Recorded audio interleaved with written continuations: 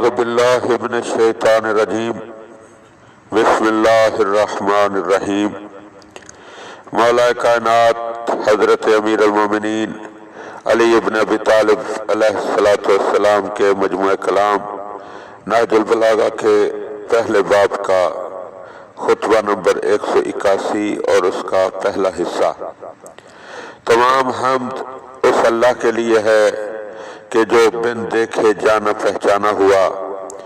اور بے رنج و تاب اٹھائے ہر چیز کا پیدا کرنے والا ہے۔ اس نے اپنی قدرت سے مخلوقات کو پیدا کیا اور اپنی عزت و جلال کے پیش نظر فرما رواؤں سے اطاعت و بندگی لی اور اپنے جود و عطا کی بدولت و عظمت لوگوں پر سرداری کی۔ وہ اللہ جس نے دنیا میں اپنی مخلوقات کو آباد کیا اور اپنے رسولوں کو جن و انس کی طرف بھیجا تاکہ وہ ان کے سامنے دنیا کو بے نقاب کریں اور اس کی مضرتوں سے یعنی نقصانوں سے انہیں ڈرائیں، دھمکائیں اور اس کی بے وفائی کی مثالیں بیان کریں اور اس کی صحت و بیماری کے تغیرات سے ایک دم انہیں پوری عبرت دلانے کا سامان کر دیں، اور اس کے عیوب اور حلال و حرام کے ذرائع اکتساب اور فرما برداروں اور نافرمانوں کے لیے جو بہشت و دوزخ اور عزت و ذلت کے سامان اللہ نے مہیا کیے ہیں وہ دکھلائیں۔ میں اس ذات کی طرف ہمتاً متوجہ ہو کر اس کی ایسی حمد و ثنا کرتا ہوں جیسی حمد اس نے اپنے مخلوقات سے چاہی ہے۔ اس نے ہر شے کا اندازہ اور ہر اندازے کی ایک مدت اور ہر مدت کے لیے ایک نوشتہ قرار دیا ہے۔ اسی خطبے کا ایک جز یہ ہے: قرآن اچھائیوں کا حکم دینے والا، برائیوں سے روکنے والا، بظاہر خاموش اور بباطن گویا اور مخلوقات پر اللہ کی حجت ہے کہ جس پر عمل کرنے کا اس نے بندوں سے عہد لیا ہے اور ان کے نفسوں کو اس کا پابند بنایا ہے۔ اس کے نور کو کامل اور اس کے ذریعے سے دین کو مکمل کیا ہے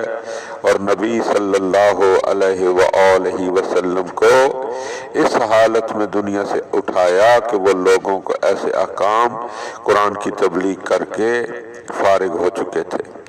جو ہدایت و رستگاری کا سبب ہیں۔ لہذا اللہ سبحانہ کو ایسی بزرگی و عظمت کے ساتھ یاد کرو جیسی اپنی بزرگی خود اس نے بیان کی ہے، کیونکہ اس نے اپنے دین کی کوئی بات تم سے نہیں چھپائی اور کسی شے کو خواہ اسے پسند ہو یا ناپسند بغیر کسی واضح علامت اور محکم نشان کے نہیں چھوڑا جو ناپسند امور سے روکے اور پسندیدہ باتوں کی طرف دعوت دے۔ ان احکام کے متعلق اس کی خوشنودی اور ناراضگی کا معیار زمانہ آئندہ میں بھی ایک رہے گا۔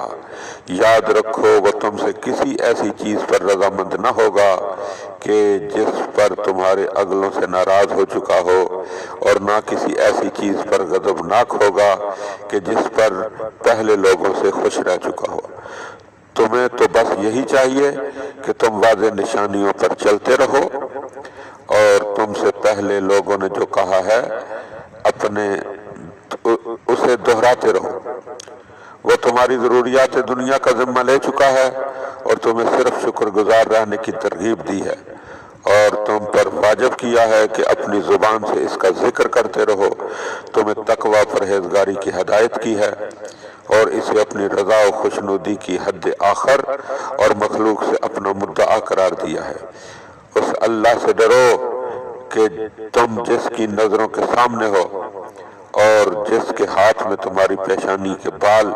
اور جس کے قبضہ قدرت میں تمہارا اٹھنا بیٹھنا اور چلنا پھرنا ہے، اگر تم کوئی بات مخفی رکھو گے تو اسے جان لے گا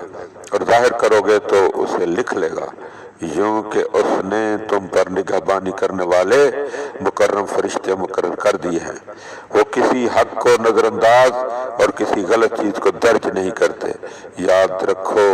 کہ جو اللہ سے ڈرے گا وہ اس کے فتنوں سے بچ نکلنے کی راہ نکال دے گا اور اندھاریوں سے اجالے میں لے آئے گا۔